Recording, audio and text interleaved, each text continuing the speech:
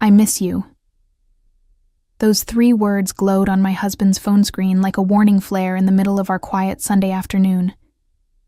I stood frozen in the living room, staring at the notification that had just appeared while Brian was in the kitchen making his famous chicken parmesan. The message was from someone named Julia, and the little heart emoji at the end of her name in his contacts told me everything I needed to know. My name is Jennifer, and I am 32 years old. I have been married to Brian for 7 years, and until that moment, I thought I knew exactly what my life looked like. We lived in a modest but comfortable home in Nashville, Tennessee, the kind of place with a wraparound porch and enough space for the 2 children we had been talking about having someday.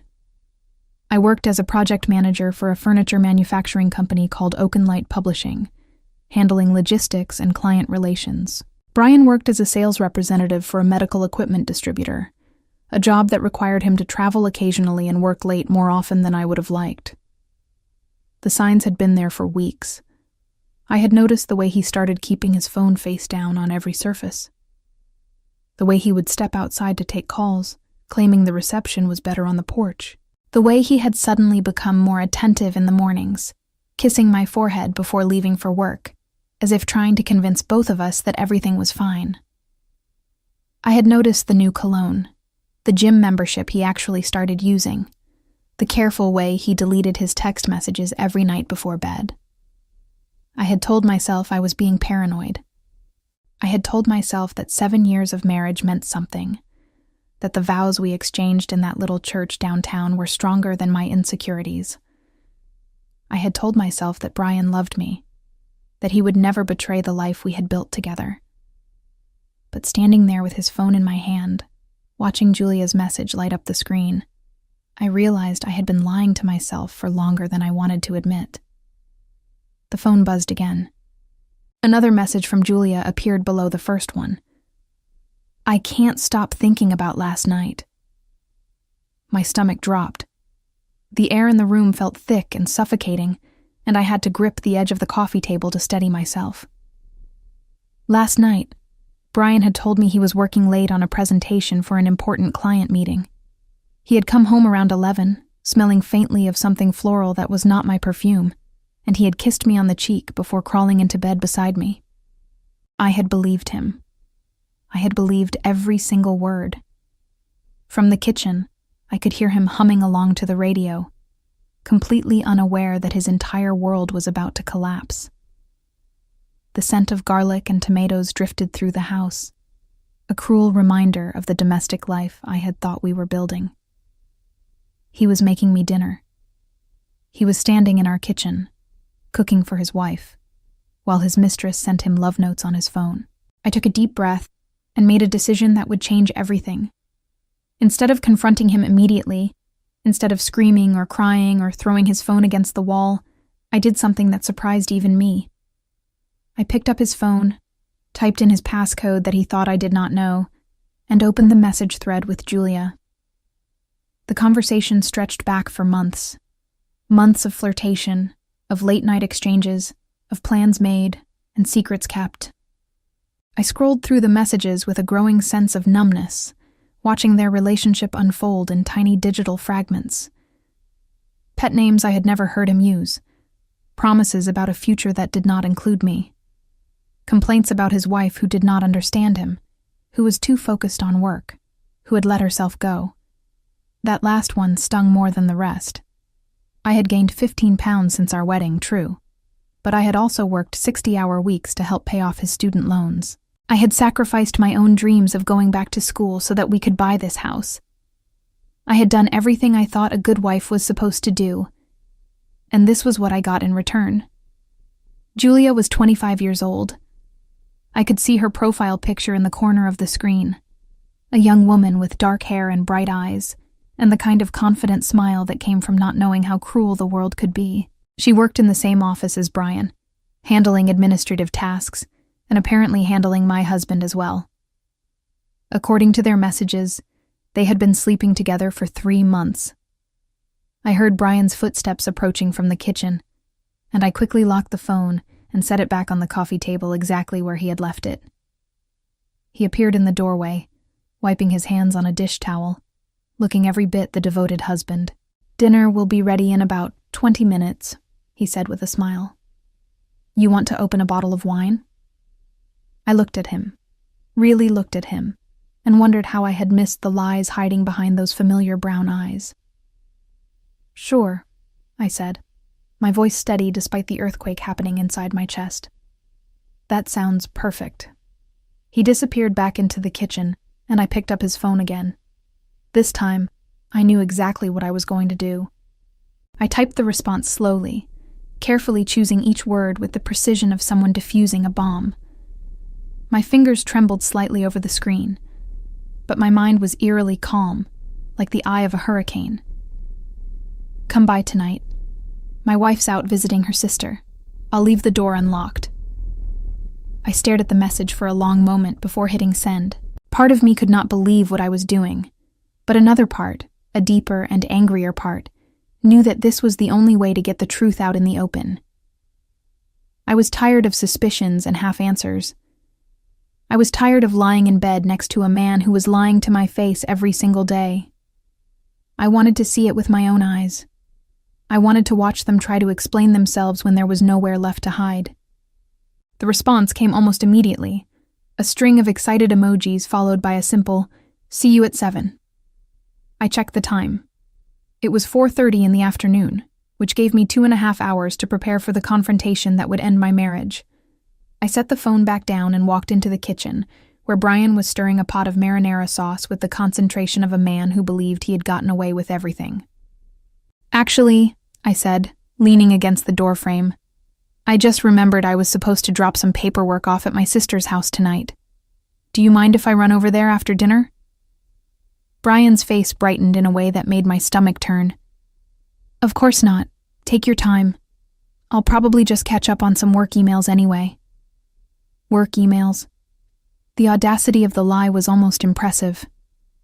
I nodded and smiled, playing the role of the oblivious wife one last time. Dinner was surreal. We sat across from each other at the dining room table, eating the meal he had prepared, making small talk about nothing important. He told me about a difficult client he was dealing with. I told him about a shipping delay that had caused problems at work. We discussed the weather, the neighbors, the leaky faucet in the bathroom that he kept promising to fix. It was the most mundane conversation of our marriage, and also the most devastating. Every time he smiled at me, I thought about Julia's messages. Every time he reached across the table to refill my wine glass, I thought about the hands that had touched another woman's body. I ate mechanically, tasting nothing, waiting for the moment when I could put my plan into action. At 6:15, I pushed back from the table and carried my plate to the sink. "I should head over to my sister's place before it gets too late," I said, keeping my voice casual. "I might stay for a cup of tea, so don't wait up for me." Brian stood and kissed me on the forehead, the same gesture he had been using for weeks as a smokescreen for his guilt. "Drive safe," he said. "Tell Melissa I said hello." I grabbed my purse and my keys and walked out the front door, but I did not drive to my sister's house. Instead, I pulled my car around the corner, parked in the shadow of a large oak tree, and waited. The sky was beginning to darken, painting the Nashville suburbs in shades of orange and purple. I watched our house through my rearview mirror, my heart pounding in my chest. At 6:45, I saw Brian step out onto the porch and look up and down the street, checking to make sure I was really gone. He went back inside, and I imagined him rushing around the house, hiding any evidence of my presence, making everything perfect for his guest. The thought made bile rise in my throat. At 6:55, I got out of my car and walked back toward my own home. I moved quietly, keeping to the shadows, circling around to the side entrance that led through the garage. I had a key to the interior door, and I let myself in without making a sound. The house was dim, lit only by the soft glow of candles that Brian had arranged in the living room. Candles. He had never lit candles for me. I positioned myself in the hallway, just out of sight of the front door, but close enough to see everything. My hands were shaking, but my resolve was absolute. I had spent 7 years building a life with this man, and I deserved to know exactly what he had been doing behind my back. The doorbell rang at exactly 7 o'clock. I watched through the shadows as Brian smoothed down his shirt and walked to the front door with an eager smile on his face. He opened it wide, and there she stood. Julia was wearing a tight red skirt that barely reached mid-thigh and a black blouse unbuttoned just low enough to suggest everything without revealing anything.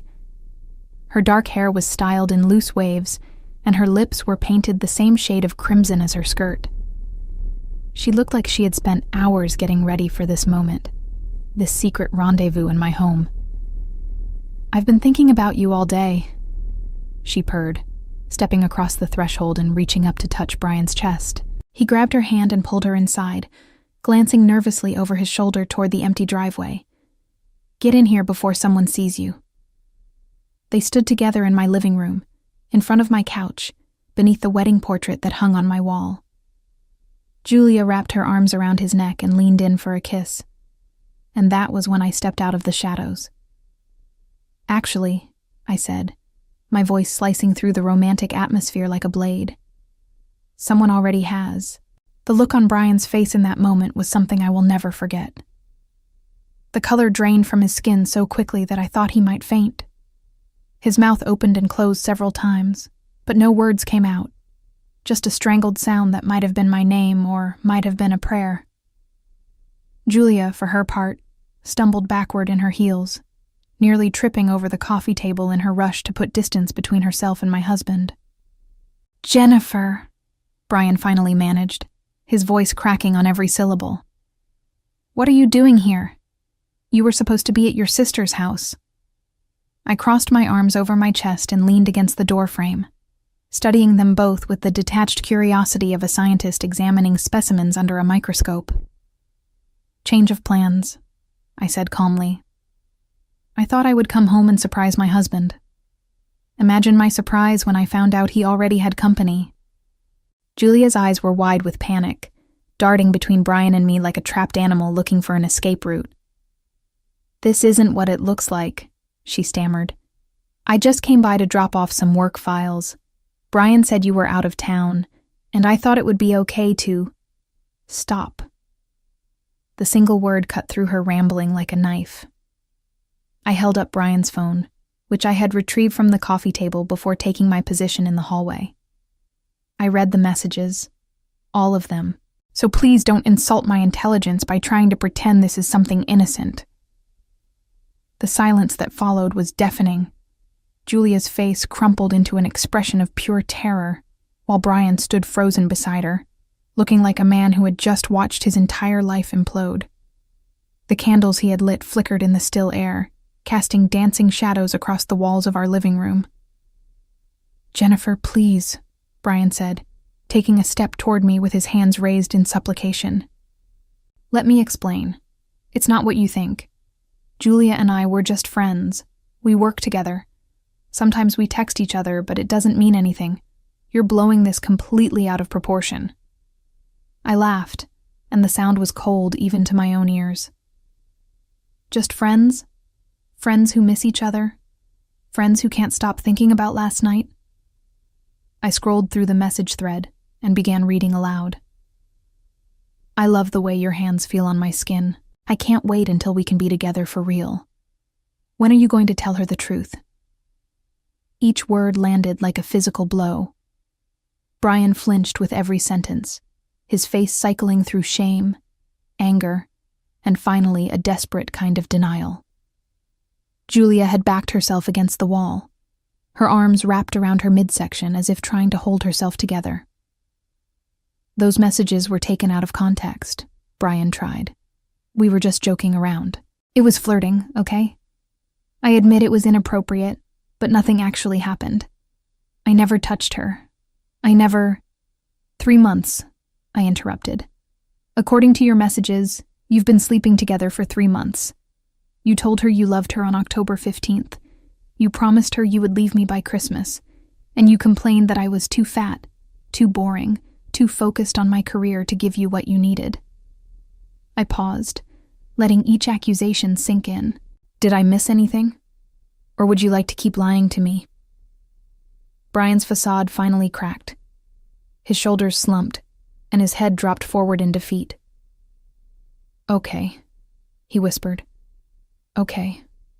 Yes, Julia and I have been seeing each other. But it didn't start because I don't love you. It started because things between us have been hard, and she was there, and I made a mistake. I made a terrible mistake. A mistake that lasted 3 months," I said flatly. I know it's bad. But I can fix this. We can go to counseling. We can work through this. I'll end things with Julia right now, tonight, and I'll spend the rest of my life making it up to you." He took another step toward me, his eyes pleading. "Please, Jennifer, don't throw away 7 years because of one stupid mistake." I looked at him, really looked at him, and tried to find any trace of the man I had married, the man who had promised to love me in sickness and in health, for richer or for poorer, forsaking all others until death parted us. But all I could see was a stranger, someone who had been wearing my husband's face while betraying everything we had built. "It wasn't one mistake," I said quietly. "It was hundreds of choices. Every time you texted her instead of talking to me. Every time you lied about where you were. Every time you touched her and then came home and touched me. Those weren't accidents, Brian.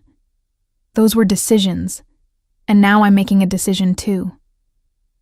I turned to look at Julia, who was still pressed against the wall like she was hoping it would swallow her whole. Her eyes were red-rimmed, and mascara had begun to streak down her cheeks. She looked young and scared and utterly pathetic. "You can have him," I said. "I hope he makes you as happy as he made me." Julia opened her mouth to respond, but nothing came out. She grabbed her purse from where she had dropped it on the floor and fled toward the front door, her heels clicking rapidly against the hardwood. The door slammed behind her, and the sound echoed through the house like a gunshot.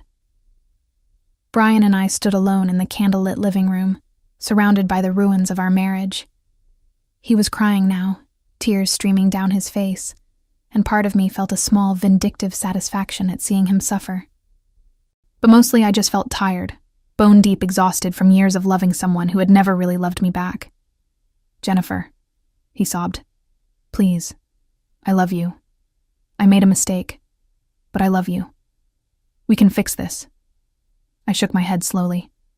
"No, Brian, we can't, because I don't want to." The next hour was one of the most surreal experiences of my life. Brian tried everything in his arsenal to change my mind, cycling through apologies, excuses, promises, and finally anger when nothing else worked. He paced back and forth across the living room, his hands gesturing wildly as he attempted to rewrite the narrative of his affair into something I could forgive. "You don't understand," he said, for what felt like the 100th time. Julia pursued me. She was aggressive. She kept showing up at my desk, flirting with me, making me feel wanted. "You were always so busy with work, always coming home exhausted, always putting the company before our marriage." I felt invisible in my own home. I sat on the arm of the couch, watching him with an expression of distant curiosity. "So it's my fault," I said. "That's what you're telling me. I made you cheat because I worked too hard." "That's not what I said. I'm saying there were problems in our marriage that we both ignored. I'm saying Julia was a symptom, not the disease. If we had been communicating better, if you had been paying attention to my needs, this never would have happened." The audacity of his words left me momentarily speechless. Here was a man who had been secretly sleeping with a 25-year-old coworker for 3 months, and somehow he had found a way to make himself the victim. I thought about all the nights I had worked late to pay off his student loans. I thought about the vacations we had canceled so he could attend conferences. I thought about the sacrifices I had made, over and over again, because I believed in our future together. "Let me ask you something," I said, keeping my voice steady. "Did Julia know you were married?" Brian stopped pacing and looked at me with confusion. "What?" "Julia. Your girlfriend. Did she know you had a wife at home when she started sleeping with you?" He shifted uncomfortably. I mean, yes, obviously. Everyone at the office knows I'm married. I wear my wedding ring to work every day. So she knew, I repeated. She knew you were married, and she pursued you anyway. And you, knowing that you had made vows to me, decided to pursue her back. Both of you knew exactly what you were doing, and you did it anyway. Brian's face reddened. It's more complicated than that. You're oversimplifying. No, I said firmly. I'm not. You're trying to make this complicated so you don't have to take responsibility. But it's actually very simple.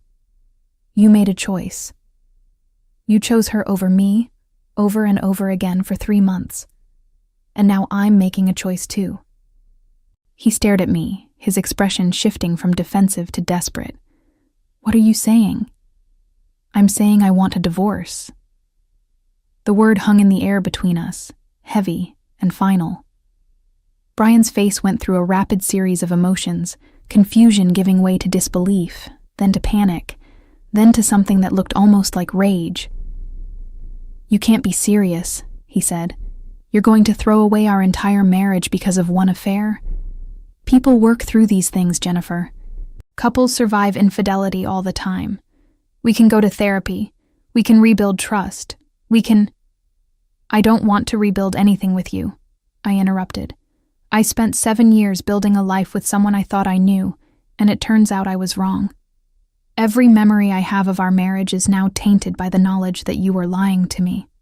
Every tender moment, every promise, every plan we made for the future. It's all poisoned, and I refuse to spend the rest of my life trying to clean up your mess. Brian's jaw tightened. This is an overreaction. You're emotional right now. You just found out, and you're not thinking clearly. Let's take some time. Let's sleep on it. In the morning when you've calmed down. I am calm, I said. And it was true. There was a strange serenity in my chest, a quiet certainty that I was doing the right thing. I've never been calmer in my life, and I've already made my decision. I stood up and walked toward the hallway, heading for our bedroom. Brian followed close behind, still talking, still trying to find the magic words that would undo what he had done. But there were no magic words. There was no combination of syllables in any language that could erase 3 months of betrayal. In the bedroom, I pulled a suitcase from the closet and began filling it with clothes and essentials. Brian watched from the doorway, his face a mask of disbelief.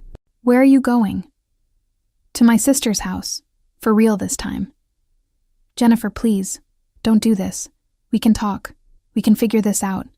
I'll do anything you want. I'll go to therapy. I'll change jobs. I'll never speak to Julia again. Just please don't leave. I paused in my packing and looked at him. Really looked at him. At the man I had loved for nearly a decade. The man I had built my entire life around. He looked small and scared and pathetic. And I realized that I felt nothing but contempt. You had 3 months to think about what you were doing, I said quietly.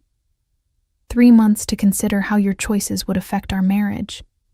3 months to stop, to confess, to try to make things right. You didn't. You kept lying, kept sneaking around, kept promising her that you would leave me. Well, congratulations. You got your wish. I'm leaving you. I zipped up the suitcase and grabbed my laptop bag from the desk. Brian made one last attempt to block my path, but I pushed past him without a word. I walked down the hallway, through the living room with its ridiculous candles still burning, and out the front door. The night air was cool against my face, a welcome relief from the suffocating tension inside the house. I loaded my things into the trunk of my car and climbed into the driver's seat. Through the window, I could see Brian standing on the porch, watching me with an expression of utter devastation. I started the engine and pulled out of the driveway without looking back. My sister Melissa answered the door before I even finished knocking. She took one look at my face and immediately stepped aside to let me in, no questions asked. That was the thing about Melissa. She always knew when to push and when to simply offer silent support. "Guest room is ready," she said, taking my suitcase from my hand. "I'll put on some coffee." I followed her into the warmth of her kitchen, collapsing into a chair at the small breakfast table. The familiar surroundings, the yellow walls, the slightly crooked cabinet doors, the collection of coffee mugs from every city she had ever visited, wrapped around me like a comforting blanket. This was where I had come after every major crisis in my adult life, from failed job interviews to our mother's funeral 3 years ago. Melissa's house was my safe harbor, the one place in the world where I could fall apart without judgment. "Do you want to talk about it?" she asked, setting a steaming mug in front of me. I wrapped my hands around the ceramic, letting the heat seep into my cold fingers. "Brian's been having an affair. Her name is Julia. She works at his office. It's been going on for 3 months. Melissa sat down across from me, her face carefully neutral. "How did you find out?" I told her everything. The suspicious behavior over the past few weeks. The text message that had appeared while Brian was cooking dinner. The trap I had set. Julia showing up in that obscene red skirt. I told her about the confrontation, about Brian's pathetic attempts to shift blame, about my decision to leave. By the time I finished, my coffee had gone cold, and Melissa's expression had shifted from neutral to something that looked remarkably like satisfaction. "Good for you," she said simply. I blinked. "Good for me?" "Yes. Good for you for not staying. Good for you for walking out." So many women would have believed his excuses, would have agreed to counseling, would have convinced themselves that the marriage was worth saving. But you didn't. You saw who he really was, and you left. That takes courage. I had not thought of it as courage. I had thought of it as survival, as self-preservation, as the only possible response to a betrayal so profound that forgiveness seemed impossible. But maybe courage and survival were the same thing sometimes. "I wasted 7 years, I said, the words catching in my throat. 7 years of my life with someone who was capable of this. How did I not see it? How did I miss all the signs?" Melissa reached across the table and took my hand. "You didn't waste anything. You loved someone who turned out to be different than you thought. That's not your failure. That's his." We sat in silence for a while, the ticking of the kitchen clock the only sound in the room. I thought about everything that would come next. The divorce proceedings, the division of assets, the explanations to friends and family. It was overwhelming, a mountain of pain and paperwork that I would have to climb one step at a time. "Can I stay here for a while?" I asked. "Just until I figure out my next move?" "You can stay as long as you need. The guest room is yours." I nodded, feeling tears prick at the corners of my eyes. "Thank you. I don't know what I would do without you." Melissa smiled, and for the first time since I had seen Julia's message on Brian's phone, I felt something other than numb devastation. I felt hope, small and fragile, like a seedling pushing through frozen ground, but hope nonetheless. That night, I lay in Melissa's guest bed and stared at the ceiling, unable to sleep. My phone sat on the nightstand, lighting up every few minutes with text messages and voicemails from Brian. I did not read any of them. I knew what they would say. More apologies, more excuses, more desperate pleas for a second chance. I was not interested in hearing any of it. Instead, I thought about Julia. I wondered if she had gone home to her own apartment after fleeing our house, or if she had called Brian to debrief about the disaster. I wondered if she felt guilty, or if she felt vindicated, if she saw herself as a villain or a victim. I wondered if she had really believed that Brian would leave me for her, or if she had known all along that she was just a temporary distraction. It occurred to me that I should hate her. She had knowingly participated in destroying my marriage, had helped Brian lie to my face for months, had planned to show up at my home and sleep with my husband in my bed. But when I searched my heart for hatred, all I found was pity. Julia was 25 years old, young enough to believe that a married man's promises meant something. She would learn the truth eventually. She would learn that men who cheat with you will eventually cheat on you.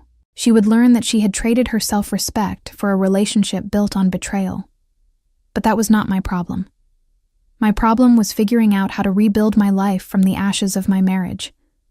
My problem was finding a new place to live, updating my address on 100 different accounts, explaining to my coworkers and friends and extended family that the husband they had seen at barbecues and holiday parties was not who any of us thought he was.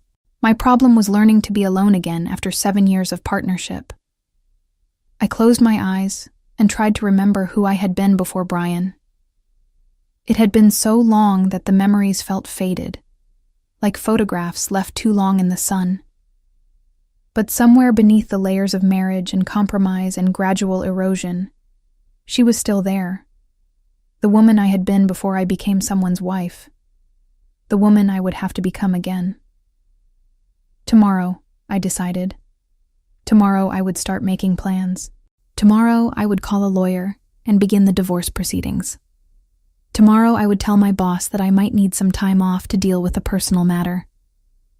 Tomorrow I would start the long, painful process of untangling my life from Brian's. But tonight, I would allow myself to grieve. I would mourn the future I had planned, the children we had talked about, the retirement we had dreamed of. I would let myself feel the full weight of the loss, and then I would set it aside and move forward. Because that was what I did.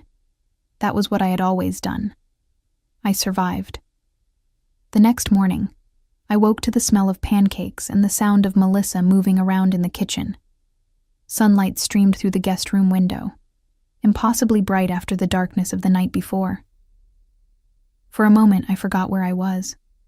For a moment, I thought I was in my own bed, in my own home, with my husband down the hall. Then reality crashed back in, and I remembered everything. I checked my phone and found 23 missed calls from Brian, along with a series of increasingly desperate text messages. The earlier ones were apologetic. The later ones were angry. The last one, sent at 3 a.m, simply said, "Please call me. I'm begging you." I deleted them all without responding. In the kitchen, Melissa had already set a plate for me at the table. I sat down and forced myself to eat, though I had no appetite. The pancakes tasted like cardboard, but I chewed and swallowed mechanically, knowing that I needed to keep my strength up for the battles ahead. "I called in sick to work today," Melissa said, joining me at the table. "I figured you might want some company." "You didn't have to do that." "I know. I wanted to." She poured herself a cup of coffee and looked at me with concern. "Have you thought about what you want to do next?" I nodded slowly. "I need to find a lawyer, a good one, someone who specializes in divorce cases. I actually have a recommendation if you want it. Remember my friend Laura from book club? Her divorce was finalized last year, and she raved about her attorney. I can give you her number." I accepted the name and number gratefully, adding it to the mental list of tasks that seemed to grow longer with every passing minute. Find a lawyer, file for divorce, figure out the house situation, cancel the joint credit cards, change the beneficiaries on my life insurance. The logistics of ending a marriage were staggering, a bureaucratic nightmare that would consume weeks if not months of my life. But first, I had to deal with Brian. My phone rang again, and his name flashed across the screen. I stared at it for a moment, then answered. "Jennifer, thank God. I've been calling all night. We need to talk. Please just come home so we can—" "We are not going to talk in person," I said, cutting him off. "Not anymore. From now on, all communication between us will be through email. I'm contacting a lawyer today, and you should do the same." "A lawyer? Jennifer, don't you think that's a little premature? We haven't even tried to work through this. We haven't gone to counseling. We haven't—" "Brian." My voice was cold and flat, devoid of the emotion he was hoping to leverage. "Listen to me very carefully. I am filing for divorce. This is not a negotiation. This is not a threat. This is a statement of fact. The only question now is whether you're going to make this difficult or whether you're going to be reasonable. Silence on the other end of the line. Then quietly, I can't believe you're doing this. After everything we've been through together. Everything we've been through, I repeated. You mean 7 years of marriage? The vows we made to each other? The future we planned? You threw all of that away for a 25-year-old secretary, Brian. You don't get to act like the injured party here. She's not a secretary, he said, and I could hear the defensiveness creeping into his voice. She's an administrative coordinator, and she understood me in ways you never did. I laughed, a harsh and bitter sound. You're unbelievable. You know that? Even now, even after everything, you're still defending her. You're still trying to convince yourself that what you did was justified. I'm not trying to justify anything. I'm just saying, I don't care what you're saying. I don't care about your explanations or your excuses or your justifications. I care about getting out of this marriage as quickly and cleanly as possible. So here's what's going to happen. I'm going to contact a lawyer today. You're going to contact a lawyer, and we're going to settle this like adults. Brian's voice shifted, becoming harder, more combative. Fine. If that's how you want to play this, fine. But don't think for a second that you're going to take me to the cleaners. I know my rights. I'm entitled to half of everything we built together. Half of what we built together, I said slowly. You mean the house that's in both our names but that I paid the down payment for? The savings account that I contribute 80% of our deposits to? The retirement fund that I've been maxing out while you spent your money on gym memberships and cologne and dinners for your mistress? He sputtered, searching for a response. That's not fair. I contributed to our marriage too. I supported you emotionally. I was there for you when your mother died. You were sleeping with Julia when my mother died. The silence that followed was absolute. I could hear Brian's breathing on the other end of the line, shallow and rapid. That's right, I continued. I went back through your messages. The affair started in August. My mother died in September. You were texting Julia from the funeral home, telling her how much you wished you could be with her instead of dealing with my grieving family. Brian made a sound that might have been a sob. I didn't mean it. I was stressed. I didn't know how to deal with your pain, So you found comfort in someone else's arms. I understand perfectly, and I am never going to forgive you for it. I hung up before he could respond. My hands were shaking, but my voice had remained steady throughout the conversation. I was proud of that. I was proud of the steel in my spine, the ice in my veins. I was proud of the woman I was becoming in the fire of this betrayal. Melissa had listened to the entire conversation without interrupting. Now she reached across the table and squeezed my hand. That was incredible, she said. You were incredible. I took a deep breath and let it out slowly. I'm going to call that lawyer now. The sooner we start this process, the sooner it's over.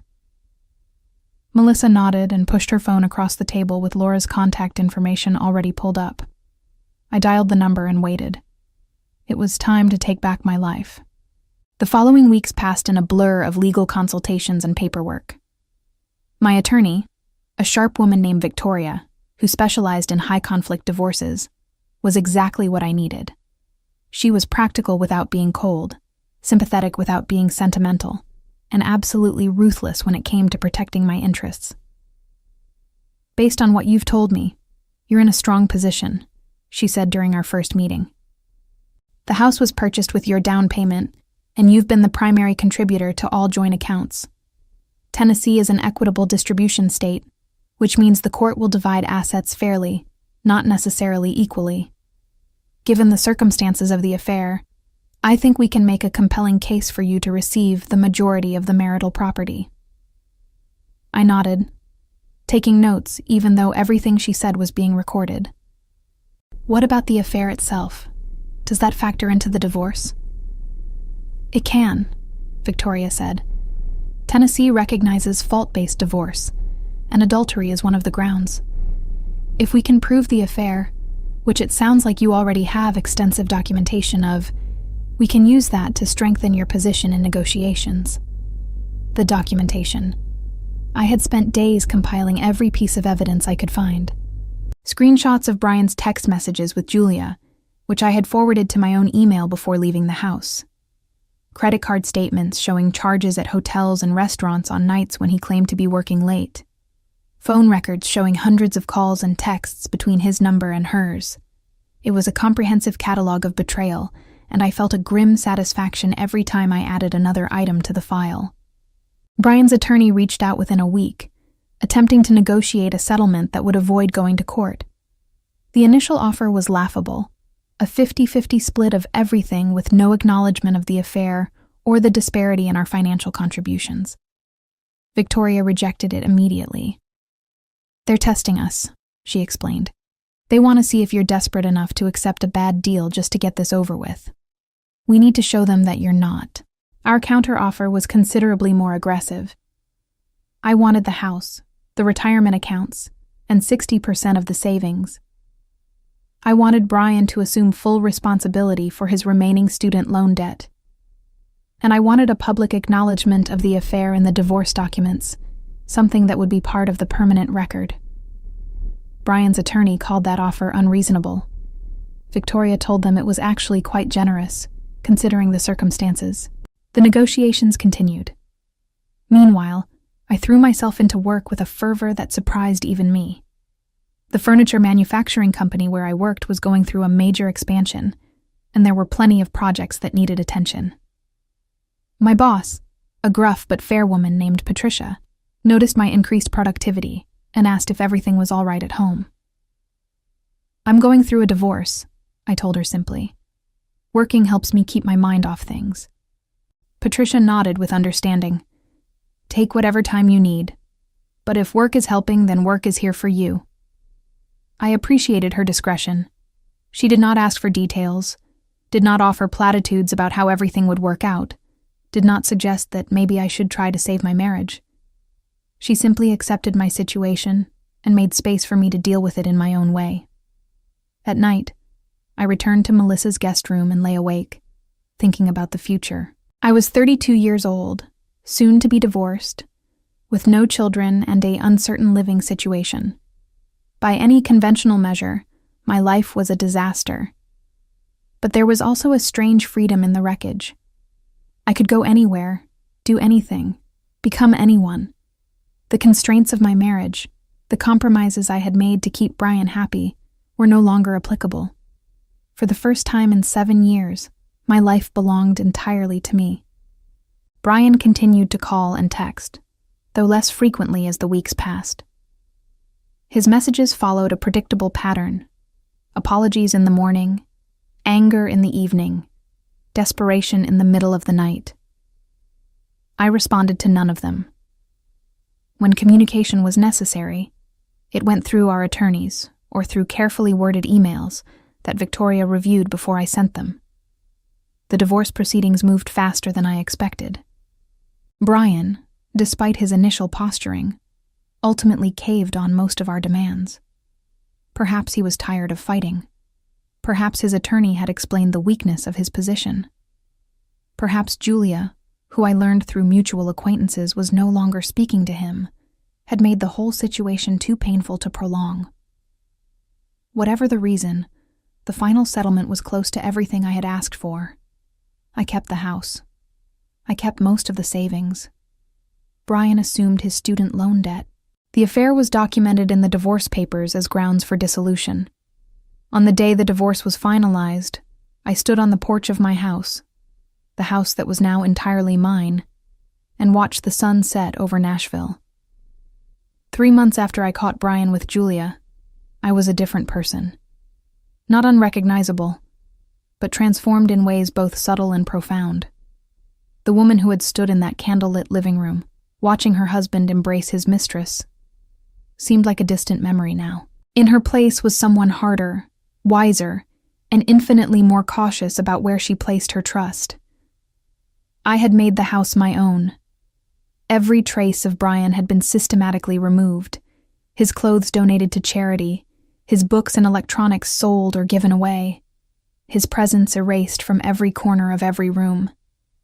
I repainted the living room, replacing the beige walls he had insisted on with a deep, rich blue that I had always loved. I bought new furniture, new curtains, new bedding. I even adopted a cat, a sleek gray tabby named Oliver, who followed me from room to room like a loyal shadow.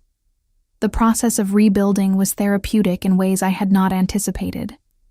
Each small change was a declaration of independence, a statement that this was my space now, my life, my future. Brian had no claim on any of it. He was a chapter that had ended, a mistake I would not repeat. Through mutual friends, I heard occasional updates about Brian's life. Apparently, things were not going well.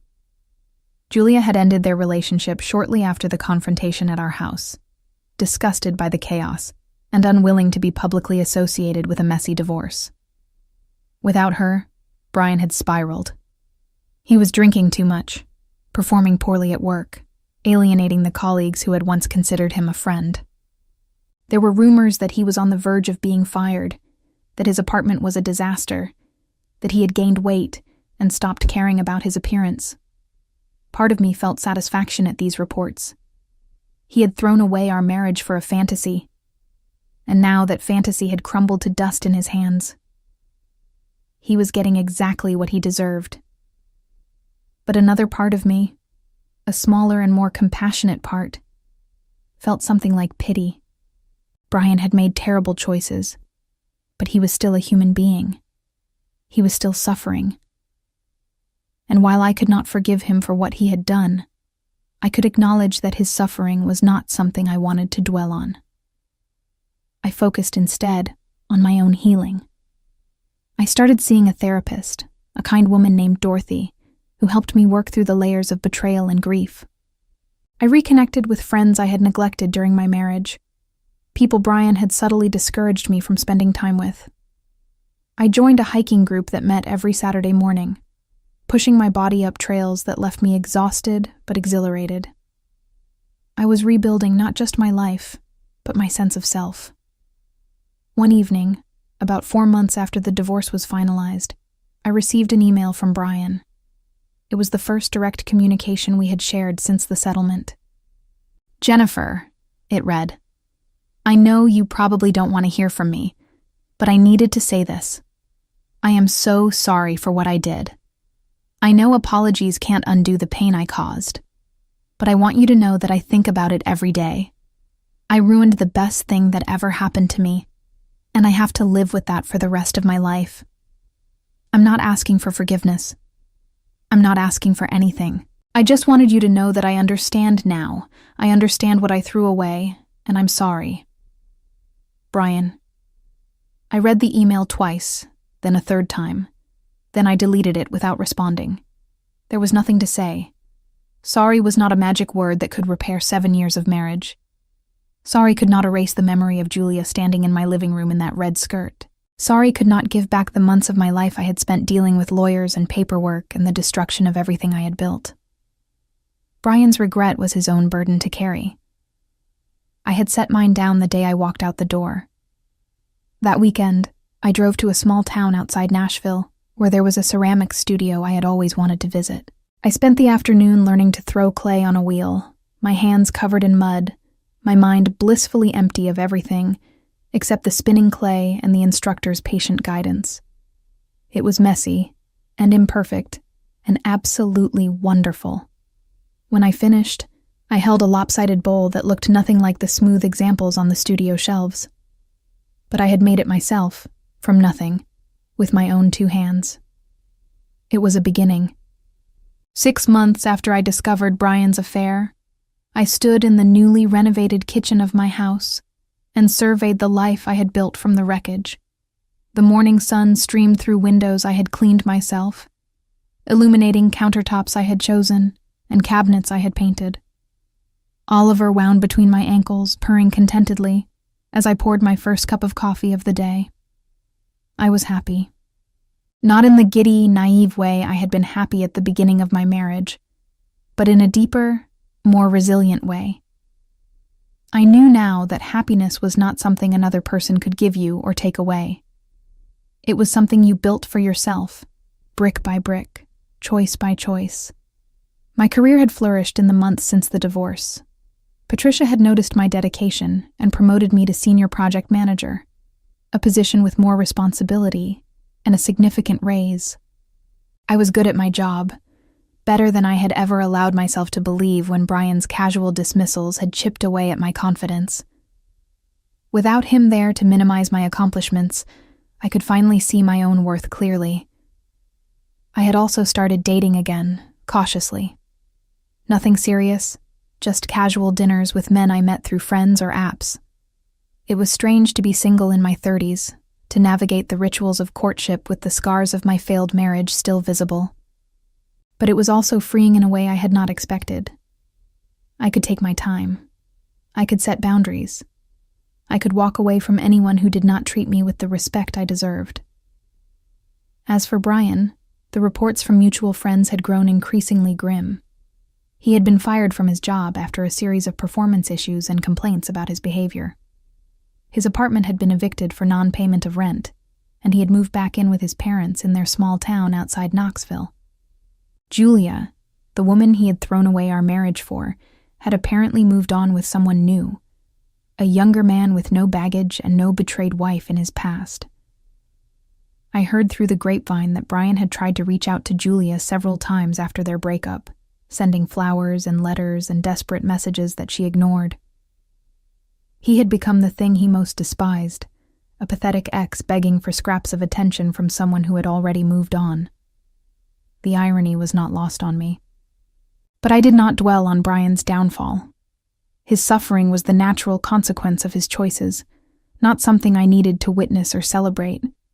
I had my own life to live, my own future to build. He was no longer any part of it. On the anniversary of the day I discovered the affair, I did something I had been planning for weeks. I gathered every remaining item connected to my marriage, my wedding dress, the photo albums, the cards and letters Brian had given me over the years, and I drove to a remote spot in the woods outside the city. There, in a clearing surrounded by trees, I built a small fire. One by one, I fed the remnants of my marriage into the flames. I watched the white silk of my wedding dress turn to ash, watched the smiling faces in the photographs curl and blacken, watched the handwritten promises of eternal love disappear into smoke. It was not angry. It was not vengeful. It was simply a closing of the door, a final acknowledgement that the past was gone and could never return.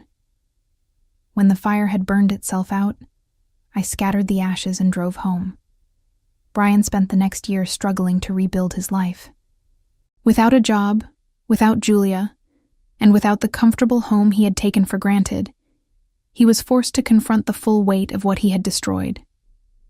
His parents, who learned the details of his affair from family friends, were disappointed in ways he could not escape.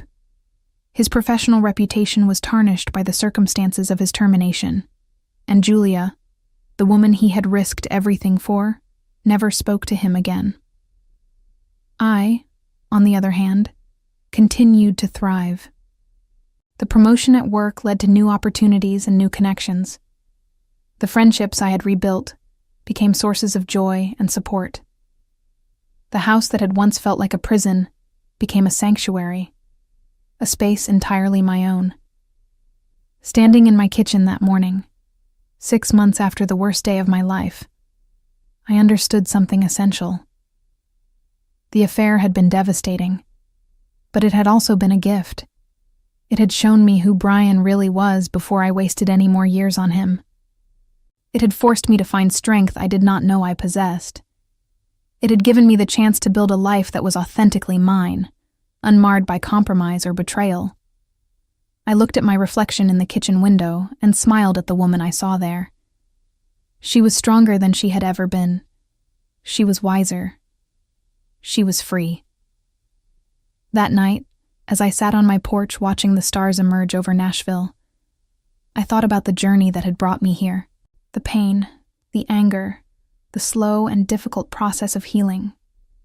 The revenge I had taken was not loud or dramatic. It was simply this: a good life, lived well, built from the ruins of everything he had tried to destroy.